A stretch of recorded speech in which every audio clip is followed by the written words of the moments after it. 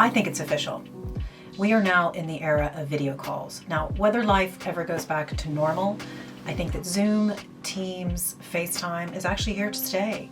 So today I'm going to share some of my tips for making you look your best.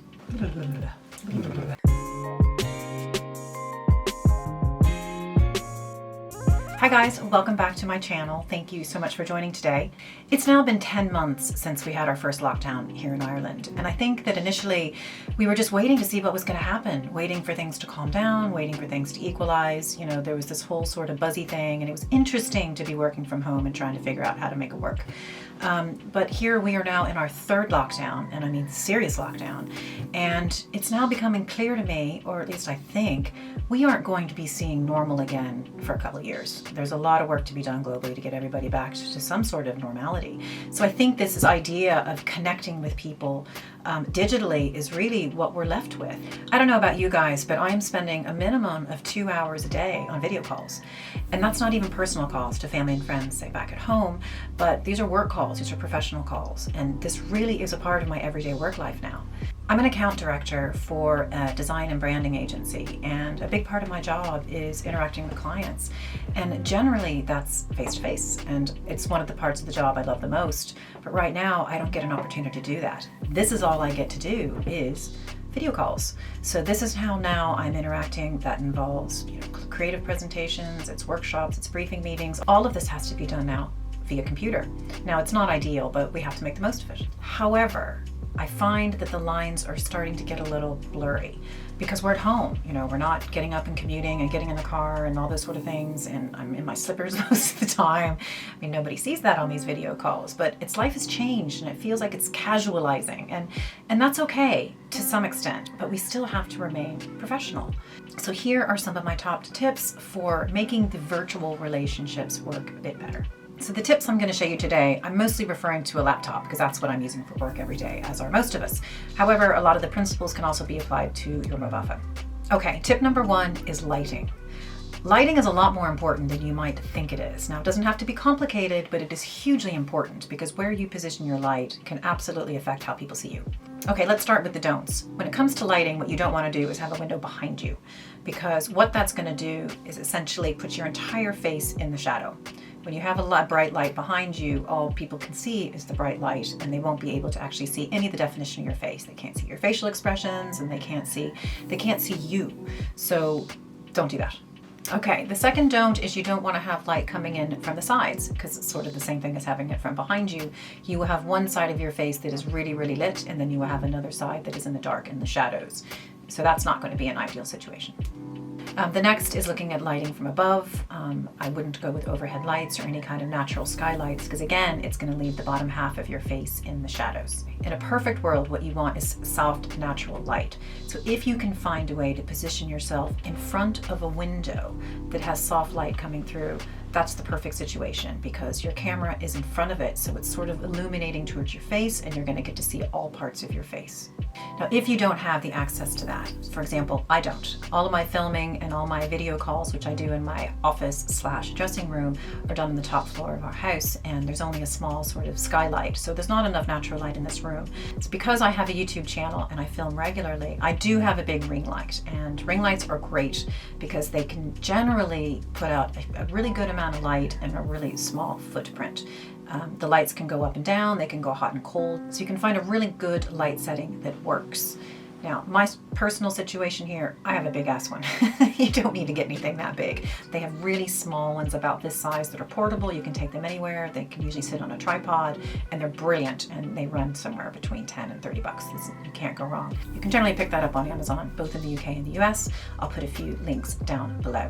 So for those who don't have ring lights, which is most of us in the world, you can also just put a lamp behind your laptop. Okay, so just getting that little bit of light that's coming towards your face should be enough to make sure that those interacting with you can see your face. Tip number 2 is facing the camera.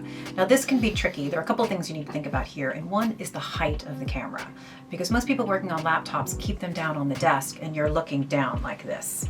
So what that means is the guys are getting the benefit of this view, which ordinarily is not nice. You've got chins and you've got wrinkles and things that you don't actually have. But when you're looking down, it's creating all this stuff here that nobody needs to see.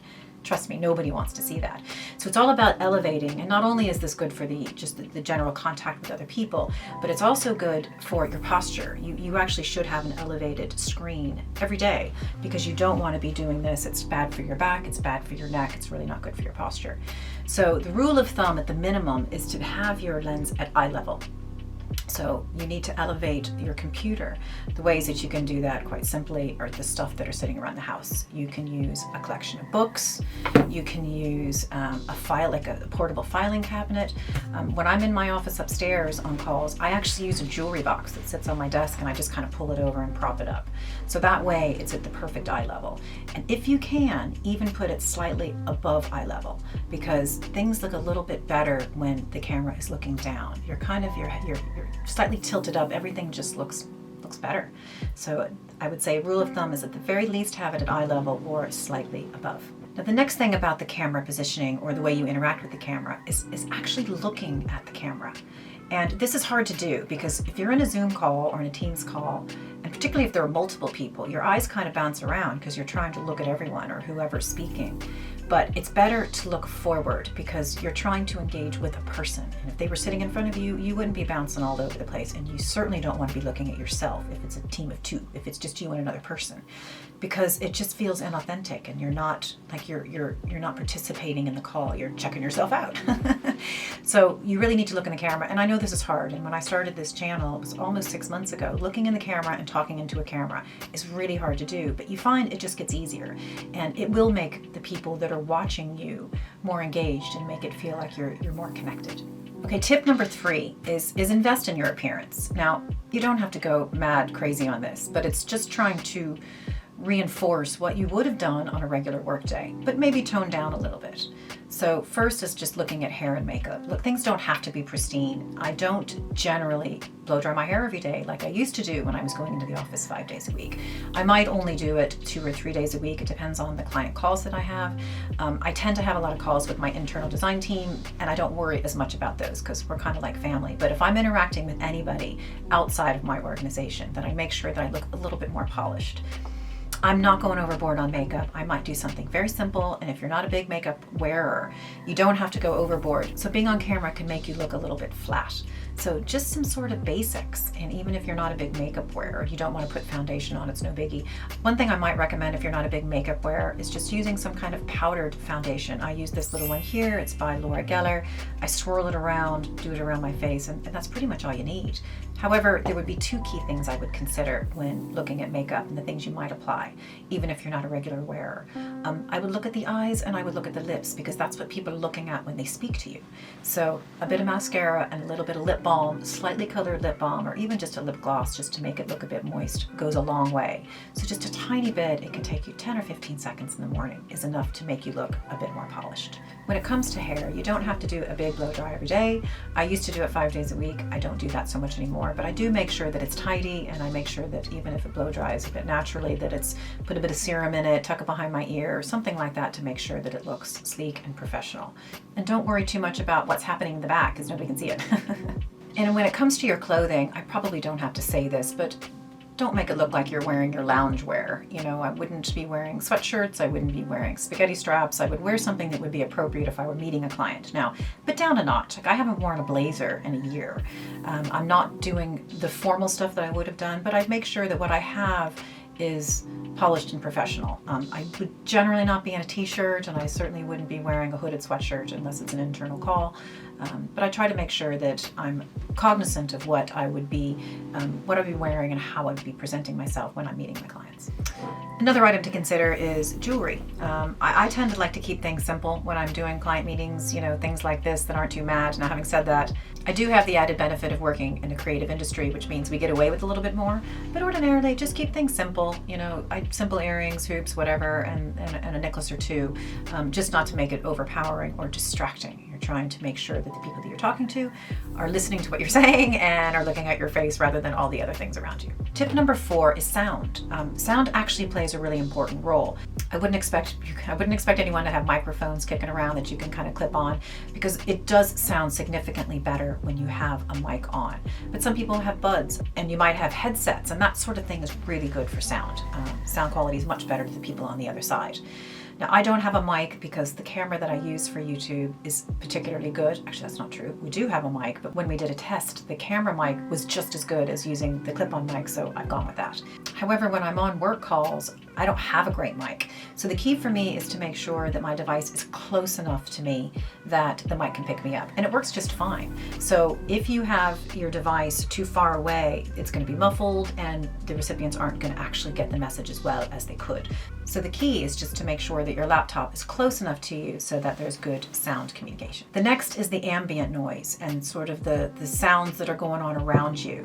The best thing to do is to get a dedicated space if you can, because that will minimize sort of traffic of animals and family and sort of other things that are happening in your environment. It keeps all that stuff to a minimum. So that's ideal if you can find it. Not everybody can. So that means things like turn your phone off, don't be playing music, don't have the television on. So anything that you can to keep that to a minimum so all they're hearing is you. Tip number 5 is keeping a tidy background. So when I take my phone calls, it's actually in the space. So I have my rack of clothes behind me. And I just try to make sure that it's kept relatively tidy, that there aren't hangers flying everywhere, because people are interested and they're looking around. And if you have a messy, dirty space behind you, then they're going to think that that will overflow into your work. So the best thing to do is to keep everything around you nice and tidy, because people are learning about you through your environment. So the stuff that's happening on around you is giving more insights into the type of person you are. Tip number 6. This is my own personal challenge, and it is minimize distractions. And for me, it's gesturing. I talk with my hands. I talk with my hands a lot. And I catch myself doing it and kind of have to stop and sometimes, edit it and start again, because I do have a tendency to do that. But it's distracting. If you're doing all of this and, you're kind of doing this and you're fidgeting and your hands are flying everywhere, it is distracting to the person that you're talking to, and they don't need to see that. And I do struggle with it. There's no doubt about it. It's the hardest thing I've had to deal with when it comes to filming and when it comes to video calls, because luckily, most of the time when I'm talking, my hands are doing all this stuff underneath and you don't see it. I probably should sit on my hands, but it's just a part of who I am. But the thing is to try to do it the least amount as possible, because oftentimes I don't even realize it, and I'll go like this or I'll go like this, and filmer over there will go, stop that, you got to do that again. I'm like, and I don't even realize it. So it's just something to be aware of. You might put a little post-it or something near the top of the camera, just as a little reminder that says, keep your hands down. It's probably what I need to be doing myself. And the last tip that I sort of talked about at the beginning was stay professional. We're kind of lucky to some extent that we have been able to kind of tone things down a little bit. We get to be a bit more relaxed and a bit more casual.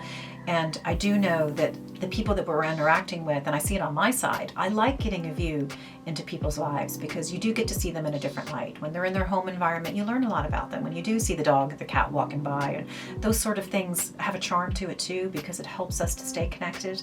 But don't lose the plot on it, I think you don't want to be swearing and you don't want to get too casual. And at the end of the day, remember that we are still in a work environment. We are representing the companies that we work for, the people that we work with, and ourselves and who we want to be. So just keep it clean, keep it professional, and keep it positive. Right now, during this big pandemic, it is so easy to moan and to complain.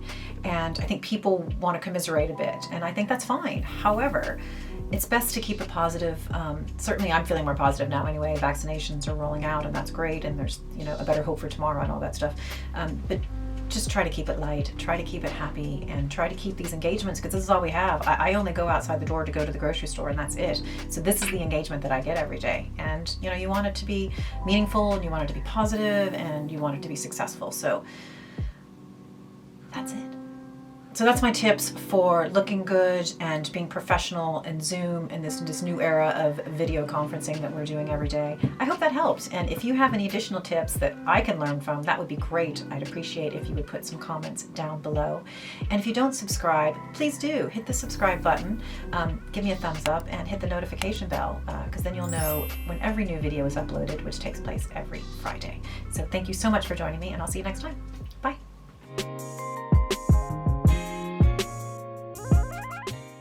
I think that's one of the biggest things, is that it's really easy. Ah, look, I just touched my face again. Okay, we'll start that again.